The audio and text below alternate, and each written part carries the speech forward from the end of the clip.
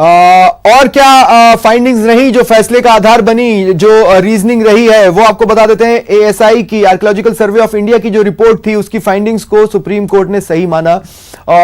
मस्जिद के नीचे एक विशाल रचना थी जो कि मंदिर का हिस्सा रही थी और उसी पर उसकी जो नींव थी, उसी पर फिर मस्जिद की इमारत को खड़ा किया गया। यह सुप्रीम कोर्ट ने एएसआई की रिपोर्ट को सही माना है। 12वीं सदी की बात भी सामने आ रही है। 12वीं सदी के जिन शिलापट का जिक्र एएसआई की रिपोर्ट में होता है, यह भी सुप्रीम कोर्ट ने अपने रीजनिंग में जोड़ा है। साथ ही उन्होंने कहा है कि मुस्लिम पक्ष के पास जमीन पर विशेष कब्जा नहीं है। रिपोर्ट में 12वीं सदी के शिलापट का जिक्र है, भगवान की तस्वीरों का जिक्र है, मंदिर के अवशेषों का जिक्र है, पिलर्स का जिक्र है, खंभों का जिक्र है। एएसआई की रिपोर्ट में जो जो बातें थीं, उनकी फाइंडिंग्स को, उस रिपोर्ट को सही मानते हुए सुप्रीम कोर्ट ने डिसीजन दिया है। मुख्य तौर पर जो सभी जानना चाहते थे, देखिए कुछ और भी फैसले थे जो सामने आए, जैसे शिया बोर्ड का जो याचिका थी उसे खारिज कर दिया गया। निर्मोही अखाड़े का जो दावा था उसे भी खारिज कर दिया गया। इसके अलावा रामलला को कानूनी मान्यता दे दी गई। रामलला का जमीन पर दावा भी बरकरार रखा गया है, जिसका मतलब है कि अब विवादित स्थल पर, जिसे कि राम जन्म स्थान सुप्रीम कोर्ट ने मान लिया है, वहां पर राम मंदिर का निर्माण होगा।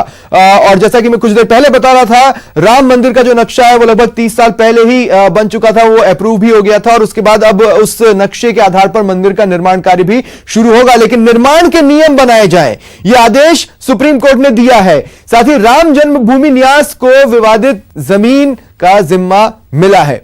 साथ ही केंद्र सरकार को एक और आदेश दिए गए हैं कि एक ट्रस्ट बनाना है, बहुत तेजी से काम करना है, 3 महीने के अंदर ट्रस्ट बनाना है। मुस्लिम पक्ष को 5 एकड़ जमीन देना है अयोध्या में, यूं ही कहीं नहीं, लेकिन प्रोमिनेंट जगह पर, एक ऐसी महत्व वाली जगह जो सच में महत्व रखती हो, प्रोमिनेंट हो, ऐसी जगह पर 5 एकड़ जमीन मुस्लिम पक्षकार को दी जाए।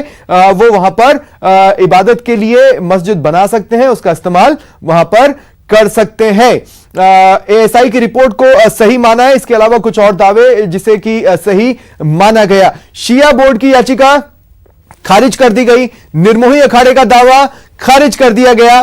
रामलला को कानूनी मान्यता दी है। अब कुछ ही पलों में all India Muslim personal law board के जो चेहरे हैं वो मीडिया से मुखातिब होंगे और अपनी बात मीडिया के सामने रखेंगे।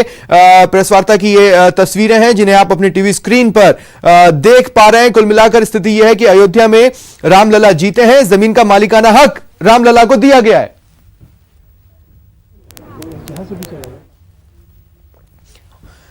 तो रामलला, ये जो विवादित जमीन है वो रामलला को मिली है, रामलला को कानूनी मान्यता भी मिली है। मतलब अब लीगल एंटिटी कहा जा सकता है मोटे तौर पर।